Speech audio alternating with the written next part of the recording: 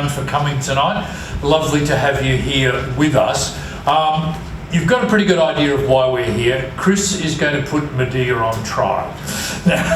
Now, Chris has done a project like this once before. I don't know how many of you who are with us here tonight experienced the Retrial of Socrates, where, Chris, you tried to imagine your way back into the ancient world 399 BC. and revisiting what is one of the celebrated events of the ancient world, the Trial of Socrates.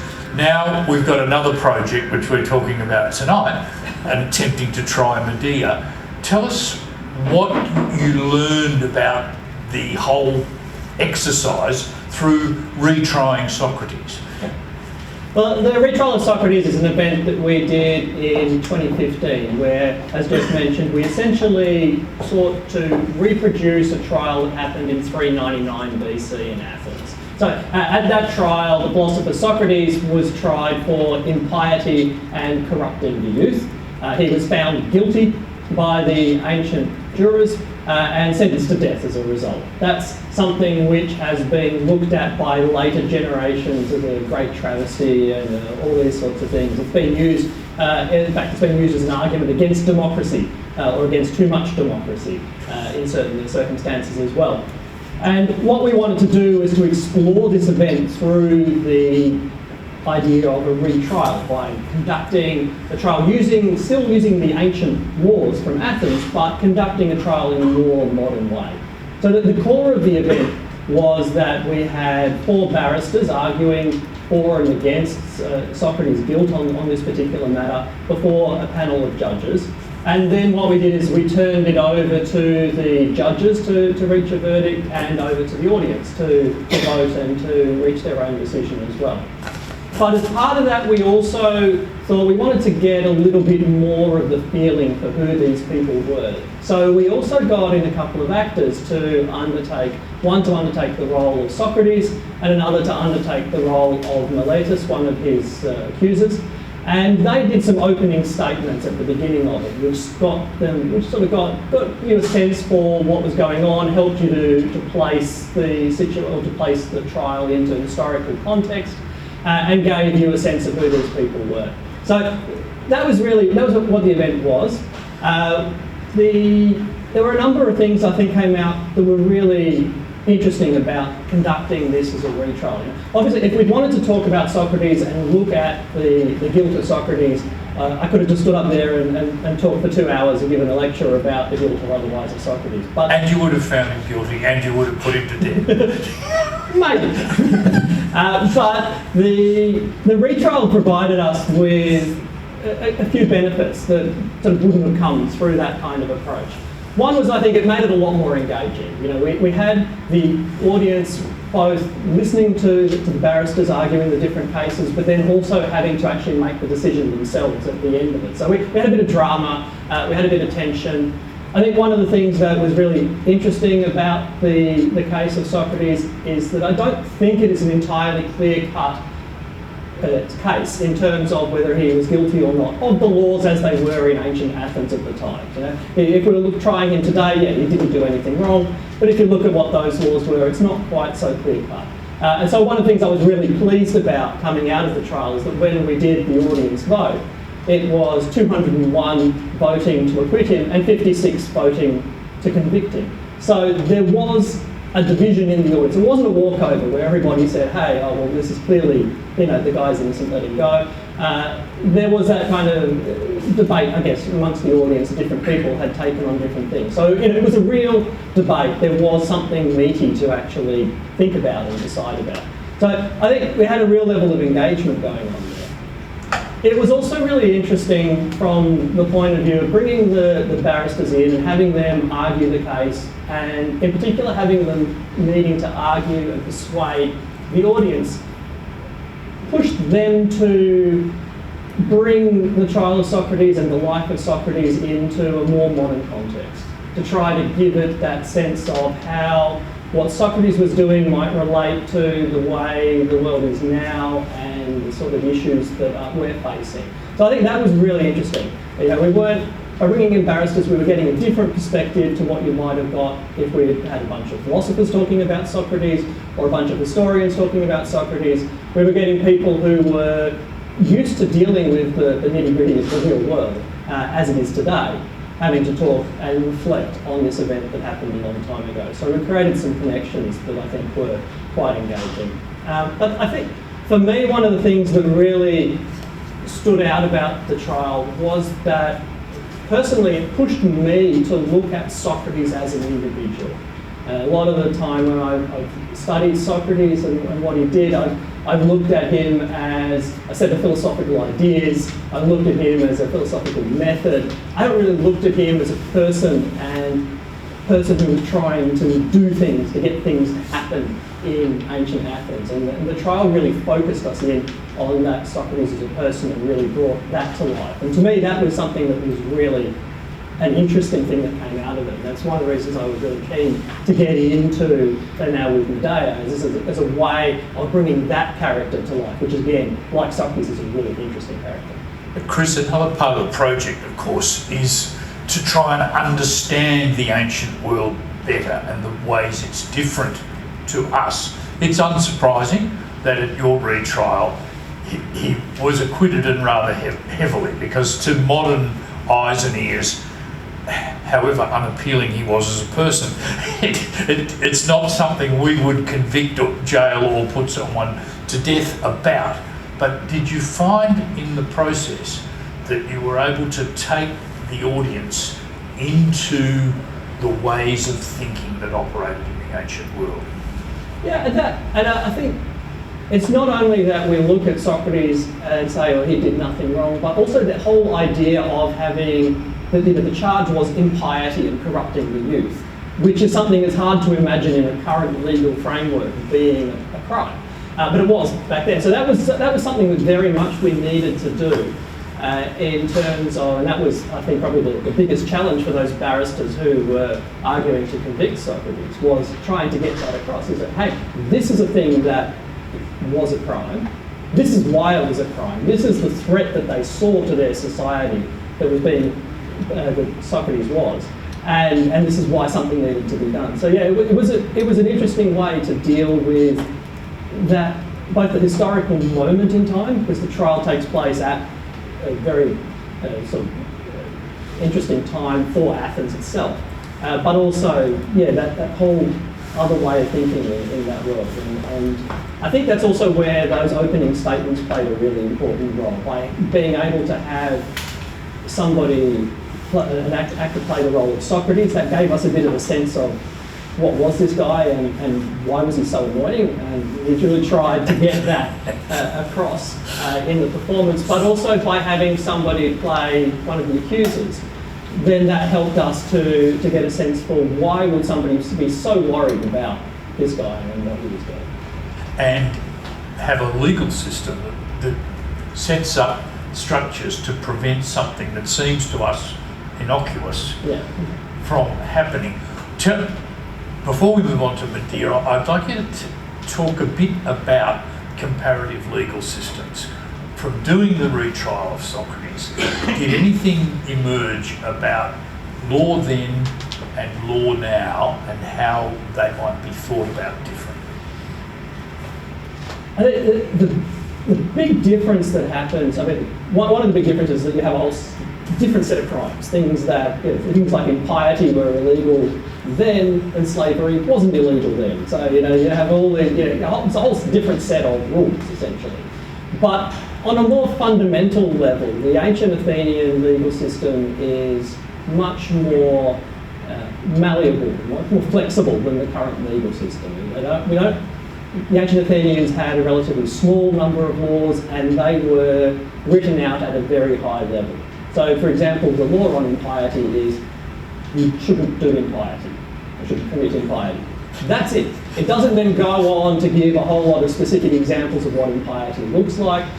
There's not a legal code with a whole series of different case studies, the precedents about what counts as impiety or what doesn't. The idea with the ancient Athenian legal system was to say, okay, we're going to set the parameters, but it's up to the jury to work out the specifics. It's up to the jury to work out, is this thing that happened in piety that should be punished or not, rather than having all of that specified in the legal system. So that's quite an interesting thing, and particularly when you think of Athens as a democracy where the people are the ones making the laws, essentially. It's a direct democracy. It's not like our democracy where we elect a group of people to represent us who then go and make the laws. When a law was passed in ancient Athens, it was voted on by the entire eligible population. And so in that democratic context, it kind of makes sense that you have a jury being able to make that decision on, hey, is this a crime or not, with that very minimal sort of guidance coming from the legislation.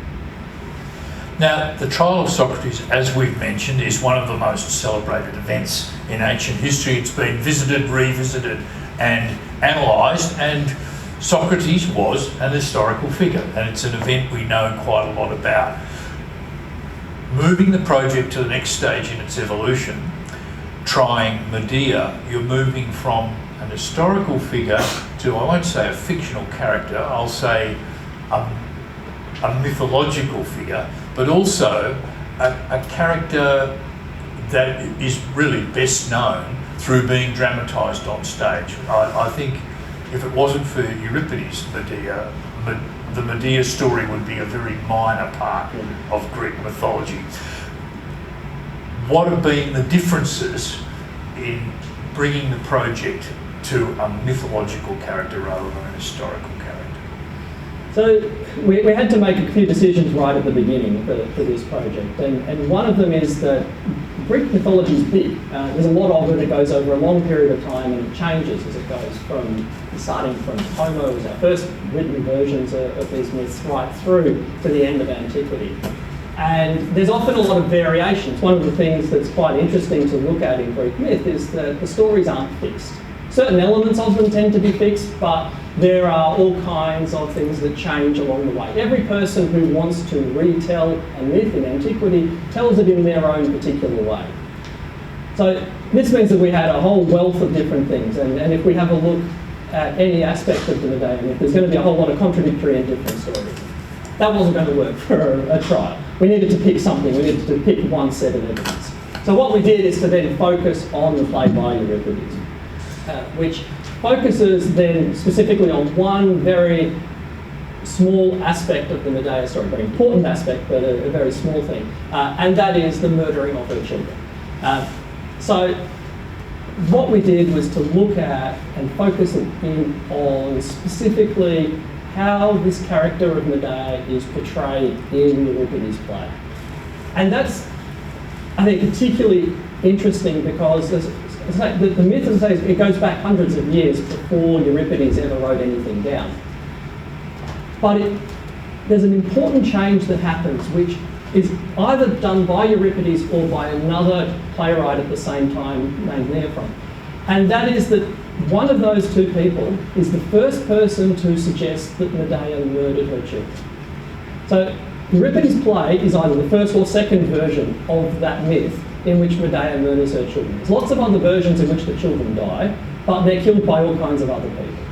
But Euripides takes on this one and says, no, I'm not going to do that. I'm going to do one where she kills them herself. And what that means is that then what he needs to do in the play is to provide a sort of explanation for that. He needs to give us some sort of sense of what sort of person would murder her own children and what sort of circumstances would she have to be in order to do that. And the play is really about exploring that. So that in itself made it really nicely suited to going into the retrial. We can have a look at the question that we want to have a look at in the trial of Medea isn't did she do it or not. We're going to take that as a given. That's it's going to be pretty hard to argue on that one. But what we're looking at is was she of sound mind when she did it? Were there extenuating circumstances? Is there a way that we can understand what she did in a way that lessens her guilt? And that's really the question that we want to explore with that. And that, to a large extent, I think, is the question that Euripides wants to explore in the play as well. He doesn't want to simply provide us, the play isn't done as a sort of a simple black and white, good and bad type of story where Medea is some sort of evil Bond villain that laughs maniacally as she murders her children. That's not the point of the play, and if it had been, it would be a boring play no one would see. The interest that comes in Euripides' play comes from the fact that Medea she's torn about whether or not to do it. We get this explanation of her as being this very marginalised sort of character that's put in this incredibly difficult situation that's starting to act out as a result of that. And so that's the material essentially that we wanted to bring out with the trial, that we want to focus on her as a person, to focus on those same questions as Euripides did of how can a person be led to do this? What sort of person are they? What sort of circumstances are they in? Chris, it is obviously a compelling story, but when you were making the move from retrying Socrates to moving into the area of redoing the idea and trying somebody from the ancient world who is a mythological or fictional character, as you said, it's a very big landscape. There's a lot to choose from. What led you to choose Medea? I think there's a couple of things in there. One is that there's a certain continuous relevance about the story of Medea. I had a look up the other day. There's a project that's being run by Oxford University where they gather together all of the performances that have been made of ancient Greek tragedies. I had a look up on Medea, and between 1500 and now, the year 1500 and now, there have been over 1,100 productions of the play of Medea, either directly of Euripides' play or some variation on that. So it's a story that has stood the test of time, in the fact that it's sort of 2,500 years old and we're still talking about it, but it's something that has a continuous interest for society. I think a large part of that comes down to the fact that it's something that's absolutely shocking. A mother murdering her children is scandalous, it's shocking, and we want to understand why that would happen. It's a person, you see that sort of thing happen, you think, how on earth could that have happened? It seems like something that is hard to imagine that you could ever do. And yet we know it's something that happens. It's not, unlike some of the other Greek plays where people are being poisoned by centaurs or killing their children, eating their children after their uncle has done this and that. There's all kinds of things that happen in Greek plays that are not terribly realistic for the real world as scenarios. But a mother murdering her children is something that does happen. That is a realistic scenario. And so there's a kind of, I think there's a real fascination with that really brings that into any sort of time. And the other thing that I think the other thing that kind of partly underlay the decision to do Medea is that I think there's some real relevance to some of the contemporary discussions that are going on. One of them, I think, is the sort of the Me Too movement, I think, has a certain relevance in that that's a place where we're seeing a lot of women talking about their trauma, talking about the difficulties that they face, the marginalisation that they face within their role, and that's very much what Medea is about as well. She's a woman who has undergone all kinds of difficulties. She's been badly treated, and she's explaining that, and she's telling her story. So I think there's a contemporary relevance there.